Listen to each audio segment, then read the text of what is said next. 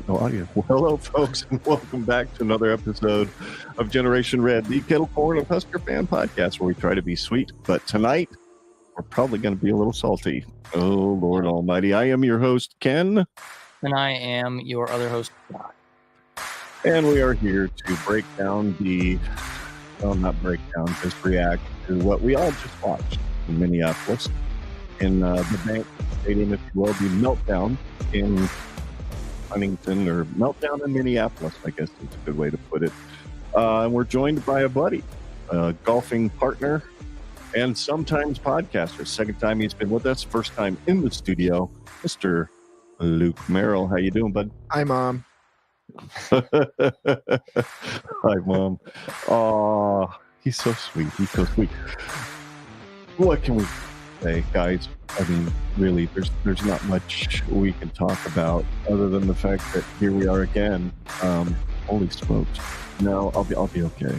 I won't say it's like a bitter loss, besides us continually shooting ourselves in the foot and going about it. And at least it wasn't what they thought. Like, what would you say, 45 and a half spread? 45 and a half was the over under. So yeah. The spread was 7, and they obviously went way under, and we covered the spread. So, yay. Those are you bet. Good it's job. The little victories, folks. It's the little victories. Oh, to just be able to finish a game, to just not have a running back drop the ball on the carpet when it's the most inopportune time. But God bless Anthony Grant. He'd actually had a fairly decent game until that moment.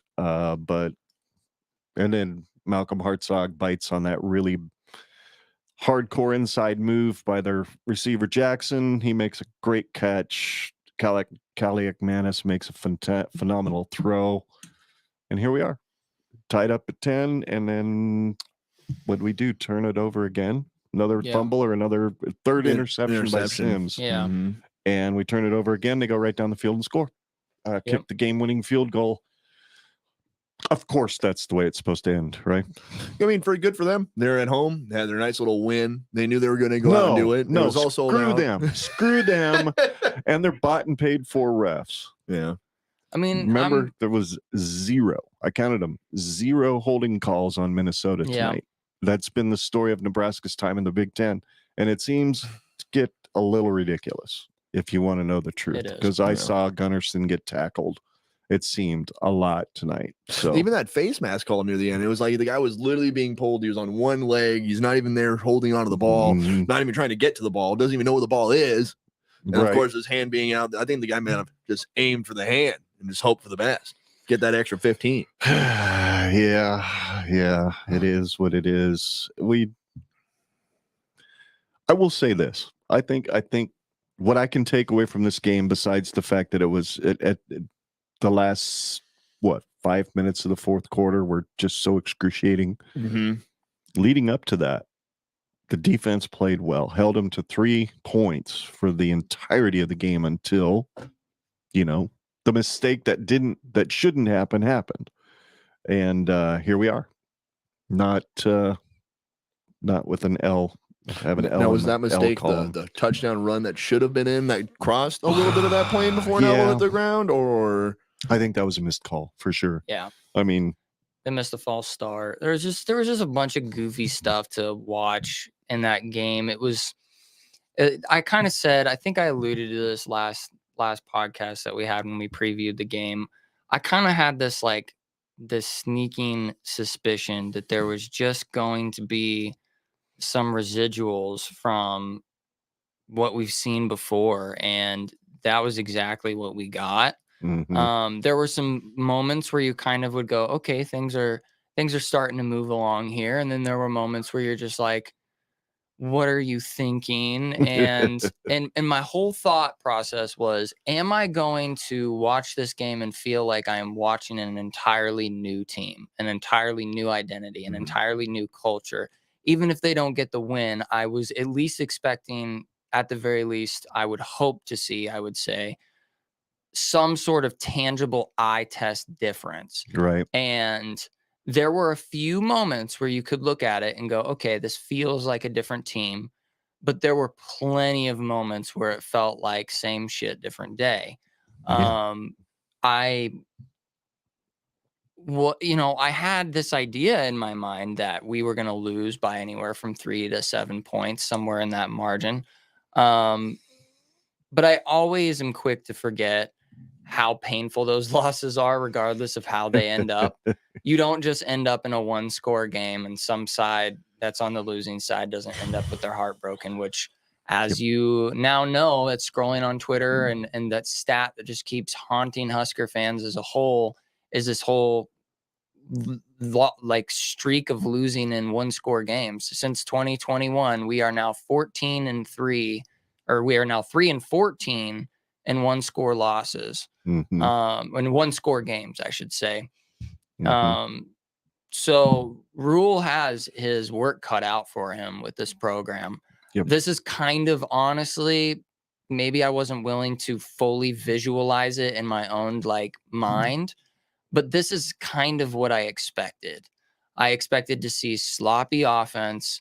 I expected to see a defense that would shine at times, but would make us throw our hats in frustration, which that's what I got. And the one shining moment that I will say that I saw in that game from my quick gut reaction, is special teams was on lockdown. I will give them credit for that. They were attacking the ball. They were getting aggressive. That kickoff, that 65-yard kickoff return by Ramir Johnson was pretty awesome. So if there is one side of the field that has been the thorn to our existence for the last 4 or 5 years, special teams was on lockdown. So here's hoping that trend continues. That was just kind of my overall. Exactly. Tristan Alvano makes his 1 field goal. We were all sitting on the edge of our seat going, is this going to be a good thing? Is this going to be a bad thing? Surprised. I was surprised earlier this week when you found out that Rule was going to go with a freshman kicker, because he tends to not do that. But apparently Alvano won him over.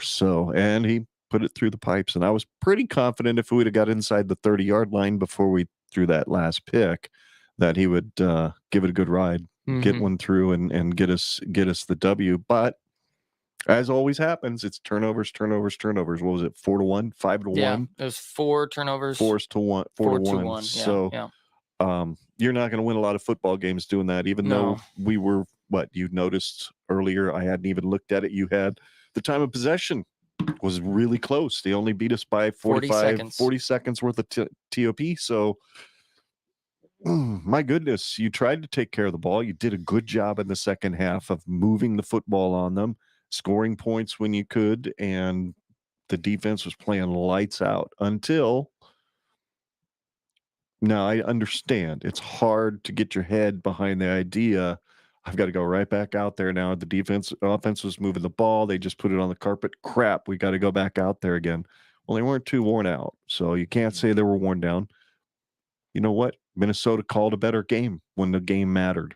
Yep. And they executed when they needed to execute it. So hats off to Minnesota. Congratulations to the Gopher fans. It sucks for us. Hurts. But I walk away from this game, not to pump the Roulade too deeply, but I do walk away from this game feeling like this team's heading in the right direction. We all said it at the beginning as we were watching, oh, Lord, this is going to – and I was fairly calm for the first half. I stayed quiet for the most part and just let the game unfold. But then the second half, it seemed like every time we turned around, something was happening, and it was making me lose my ever-living, loving mind. And some days I hate the fact that I love Husker football. I hate the fact that we've wasted all of that incredible energy coming out of Memorial Stadium last night, and the team just crapped the bed when it really mattered. So that sucks.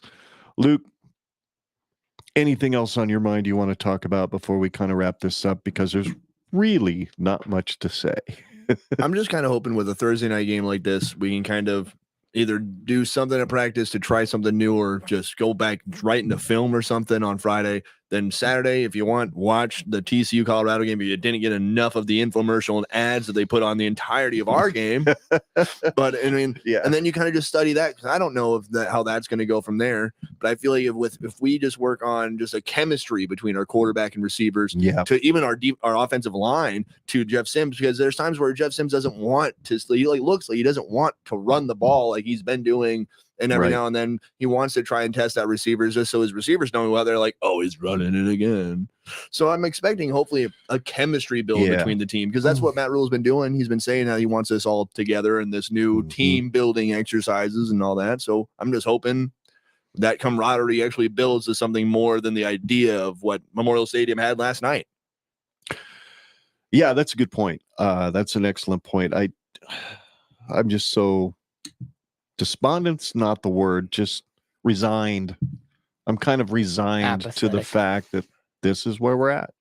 This is a bigger rebuild than even my Roulade swilling butt was willing to admit. I didn't want to think that Jeff Sims would have a hard time taking care of the football. Granted, he was going against a really good defense tonight. Minnesota was top at the pass defense. Their secondary and top 20. Exceeded my expectations. Yep, they were good. They were on lockdown. They were really, really good. And Except I was for that surprised, one new age fumble Ruski. I was surprised we were able to run the ball as effectively at times as we were able to do. And then there were other times it was like there was no lane to run in. There was the one, hats off to Gabe Irvin.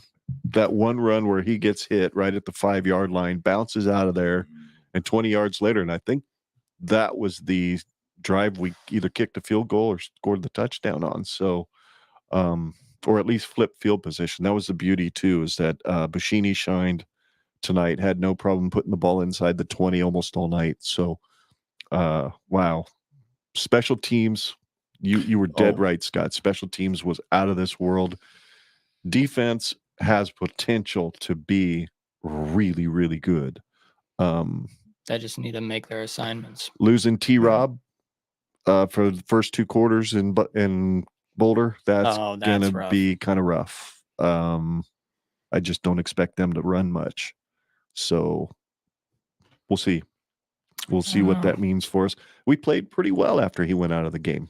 I was kind of surprised. I didn't notice a difference. Yeah. It seemed like there's a like lot of guys blowing it up on that side. A lot of guys coming in and out that they rotate a lot of defensive linemen. I read that on Twitter. I wasn't really paying attention to the numbers on the jerseys coming in and out. I was just watching, seeing what kind of penetration we were getting. And the other thing, and I think we talked about it during the game, I'll throw this to you guys both. Is it just me, or is it whenever Nebraska is dropping back to throw, there's always somebody from Minnesota in Nebraska's face, in Jeff Sims' face. Whereas when Callie McManus, at least for most of the first half and part of the second half, would drop back to throw, it seemed like he had all day. And then at the end of the game, it seemed like he had all day to find whoever happened to be open, because we just can't. Like the one sack Jeff Sims took, 3 guys were rushing. There's no reason Corcoran didn't have help. For some reason, 57, Piper should have probably helped him out on that side. I don't know what the blocking scheme was, but holy cow, can we find somebody at left tackle that's not a swinging gate? Because that seems to be what Corcoran is. And that was a huge sack at the wrong time in the game. So I don't know. What I noticed along with that was that we had the stupid quarterback chasing bugaboos that I feel like we've had forever. It seems where we break the pocket down for the quarterback that we are trying to murder, and they just are slippery and slithery and just get their way out of any situation we throw at them, and we can only at most get our hands on them. Like, it just seems like we are moments away from a big game moment sack, and we just can't get there. It's like they're going through some, like, this quarterback is stuck in like the most impossible labyrinth of human meat shields, and somehow is able to like maze runner their way out of it. It's ridiculous. Yeah, I don't understand how they do we like have a that. little 2-step dance move real quick, and they just hop right out of 6 different sets of arms that are about to And wrap then there's around their just like ankles, and then they open make a green play. grass forever. Yeah. Where us, when we have one of those moments, it's like you have two sides that it's kind of like a USB cable. You have a 50-50 chance of whatever side you pop out of that there's going to be people waiting there to fuck you up. Yeah. And You put it we in one somehow way, get it 80% of the time. on. And the other team is like, they're like back-to-back world championships, back-to-back world champions of plugging a USB port. First try. Yeah. Oh, dude, it's so frustrating to watch that. It's just like, I feel like there are just some niches and some like, we just have these like ghosts that haunt us as a program. These consistent things that when I watch other football teams play football, I don't see these things happening all the dang time like I do watching our team play. Mm-hmm. So it's like, when is that going to end? I mean, you even saw with Minnesota when they were just in there, you had a little rough spot when they were going with us and just trying to figure out if they were really going to run it. And we're starting to close down their quarterback situation. And then all of a sudden, a 3rd and 11 or 8. Yeah. And then boom, they're right through. Like we weren't even there. Down. And we can't do that. Where Jeff Sims, like I was saying earlier, where he looks like he wants to run, but he wants to actually try and give it a shot to pass. If he takes that minute to sit there and do that, that's when 3 or 4 guys come through and they don't have that offensive line that'll sweep with and follow that coverage and move with that defender and replace a block when you know that it's not there. I think there was one play where Sims got that ankle tackle done to him, and you see, I think it was 68 missed his, and then you saw another guy just trying to jump into the last thing and barely miss an arm to stop him, but then let him run right through. Yeah, and then just completely blew up the play for us. It's just those things that I have. Like I'm gonna kind of just follow up with what you said, Dad, about I do have trust and confidence with this staff that these are the things that I think they can fix. It's game 1. Right. Yeah. This is a really lofty opponent that we were given right out of the gate to start the Matt Rule era. We didn't get an Akron game or a South Alabama game. Cookman. We didn't get that stuff. Most recently, and the last 3 seasons in a row, we've had a Big Ten West foe to go up against to start the season. That's tough for any coach, but you add the 1-year coach of Matt Rule coming into a losing program with a losing mentality and a losing culture. I mean, these are the things we're going to have to go through. And I think Matt Rule is the guy to do it. But I think Husker fans, we got to take a step back and just look at this with a 1,000-yard view and say, you know what?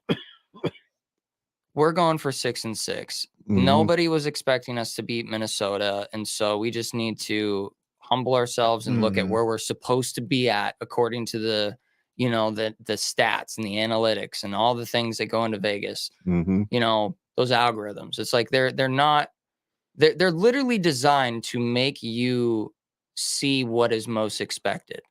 And so it's like, if they're expecting us to win right at about 6 games, we're probably not winning against Minnesota. And that's just the unfortunate truth. And that's exactly what we saw. And it just so happened to be in the ways that we are so used to losing. It's like, it's not a surprise anymore. Seeing how we break ourselves down. I was just hoping to see us lose different. I guess that's where my heart hurts. As bad as that sounds. But I'm trying to go through the mental landscape of what does a sufficient loss look like. And I don't know, because all I've ever experienced are these stupid last minute bullshit things. And so I don't know what normal losing looks like. Maybe I'll have to watch more football this weekend and be like, what does a normal loss look like? And try and live vicariously through other teams and try and imagine that maybe we'll have a few of those this year. Yeah. I mean, a few normal losses. That's a good point. I mean, just to get off of our game for a minute, what did Florida expect was going to happen bringing in Graham Mertz? To pilot their offense, and they go in against a really physical Utah team, and by that final score, there's no ifs, ands, or buts. Utah probably beat them up. Kind of like Minnesota was probably thinking they were going to do to us. Same offensive line, it's the same defense. It's just they're just kind of lining up a little bit different. They're going to play a little different, but we got this big monstrous offensive line. Granted, the interior of that line is new. And it looked for a while there that we were going to get blown off the ball for the second half, and it didn't happen. So that's where this loss is so heartbreaking for me, is because I think the better team actually lost the game. The team that played better on both sides of the ball for a good portion of the game, other than the turnovers, lost the game. Yeah. I think you get rid of those turnovers and we win the game. Yeah. Because those were such, I mean, there's no ideal time to throw an interception. But there are definitely less advantageous ways to throw interceptions. Oh, yeah. And being in the red zone is one of them. Being in the enemy's territory at any point is one of those times you don't do that. Throwing to double coverage, probably. Throwing into double or triple coverage. Yeah.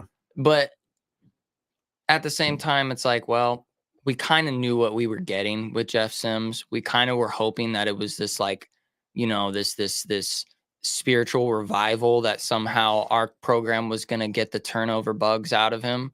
And this isn't, obviously this is one game. We need a bigger portfolio here to work with, but well, let's see how Jeff Sims works for the rest of the season. It is first game, whatever. I'm sure he's going to get it worked out in practice very thoroughly. And we'll just kind of have to see next week against Prime. So we'll just kind of have to see how, you know, give me like a 4-game sample. I want to see what we look like as a team at the end of Louisiana Tech. That's when I'm going to know what we actually have. But right now it's not looking good. It looks inconsistent. I cannot characterize it as it doesn't look good, because there were moments that the offense did. There were moments throughout the game where the offense could push their defensive line back. They could get some yardage. There were some holes there.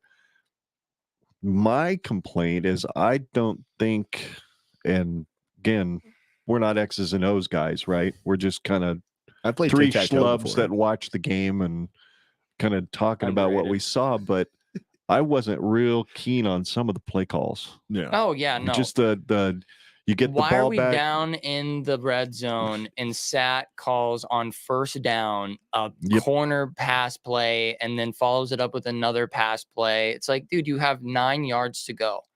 Just run the damn ball, like we've been screaming for. Do that scheme that got you all the way to the red zone. You don't just do one bad pass, run 13 yards, another bad pass. That's another example of what reminded me of what we've seen for the last 4 years. Is that's what I felt like we did with all of the offensive schemes that we had in the previous regime, was that we would do something and it would work 8 times in a row. And then we get cute and we try and do something like, oh, they're not going to, they expect it because we're Nebraska and we're predictable. Nobody expected the annex of Puerto Rico there at the end. Then, I mean, I went to the fridge to grab a beer and all of a sudden I opened the thing. All of a sudden everyone's cheering and 87's wide open in the end zone. No one knew it was there. I don't even think the coaching staff knew he was there. We had hope. We did. We had hope for 3.5 quarters, and then that hope was dashed. Yeah. But we live to fight again another day. I don't know. We pretty much exhausted all we really need to say, because otherwise. Yeah, for a gut reaction, I think this is sufficient. Pretty good. A dead horse if this we keep going. Time.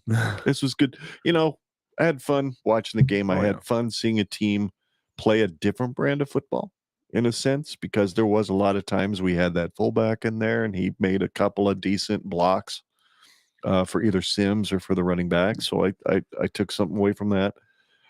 I saw Fedoni out there a lot, making some key blocks. I'd love to see him targeted a few times. Who knows? That might be coming. They may not be using him in that fashion yet, because it's coming. So we'll have to see. But what do I got going on behind me? Oh, that's right. We need to have the sign be signed. Is it right over here? We keep forgetting to do this, folks. Yep. We always forget to do this. We had the Husker Podcast sign it last week, so don't worry. We did get that done. It's just that we did that off camera, and yeah, that would be a lot easier. See, there it is. There's our sign. We have lovely signatures for everybody who comes into the studio. Yep. So we have just been bad about remembering. Yes, we have. But yeah, if Glad you to show up are right at the right time, an in-studio guest, whether you're just a schlub like the rest of us or in the media or whatever, or if a player, former player or current comes in the studio, they can sign on the end or inside that white ring. And Luke, because, we're all just slubs, he gets to sign anywhere on the outside of the ring. So if you want to sign our sign, yeah, then you need to get on the Gen Red Pod. Here's your sign. Right. Yes, this is your sign to do it. Sign the sign. You can get a it's signature, the sign of the and times it will be when you're signing within view the of sign. the camera. You can maybe even put your Twitter handle on there if you want. Well, while he's signing that, speaking of Twitter handles, yes, yours is, yes. You can follow always me on Twitter at Scott Gen Red Pod. That's Scott with 2 T's. The second T will always remain silent. Pleads the fifth. You can follow me on Twitter. I'm active now because Husker season has started. So yeah, that's a good time over there if you want to wallow in my misery with me. So yes, follow me on Twitter at Scott Gen Red Pod. How about you, Dad? Where can folks find our podcast and you around the world? As usual, you can find us at Gen Red Pod on Facebook, Twitter, and the YouTube. Generation Red is the search term to find our podcast on your favorite podcast app. If you are subscribed via Apple right now and you have not gotten our last 6 or 7 episodes, you need to update your feed. So please just unsubscribe from Generation Red on your Apple device or Apple Specifically Podcasts. if it's like the gray one. Yeah. If the artwork is gray with like a woody background. Yep. Is that the one that we used to have? Yep, that's the one that Apple's always had, even though I've updated it 80 times. So, yeah, just unsubscribe from that and subscribe to the new feed. You'll see the two of us cheesing on our new artwork, so that way you know you're on the right feed. So just get resubscribed.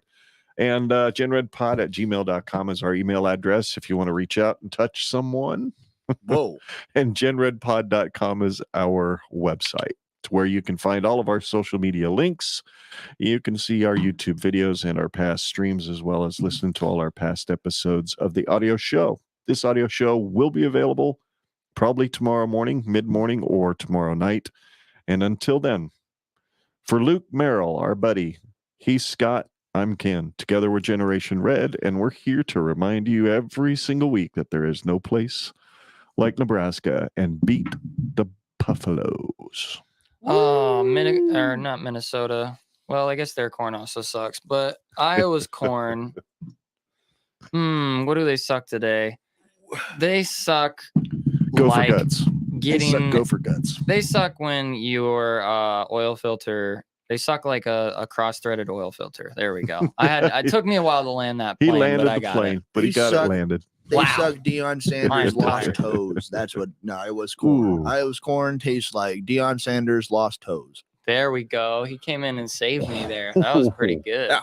That was good. I might need to reach out to him and be my ghostwriter. That's a little harsh. That's a little harsh, but I'll take it. That's pretty sick. Anyway, y'all, we will see you again soon. Sunday, we will live stream again, 7:30 p.m. Central Time. We will break down this game a little deeper, and we'll preview the Colorado game along with Dave from Husk Guys. He'll join us on StreamYard, so should be a lot of fun. And yeah, until next time, God bless. Go Big Red, and we will see you soon. Go Big Red. Go Big Red.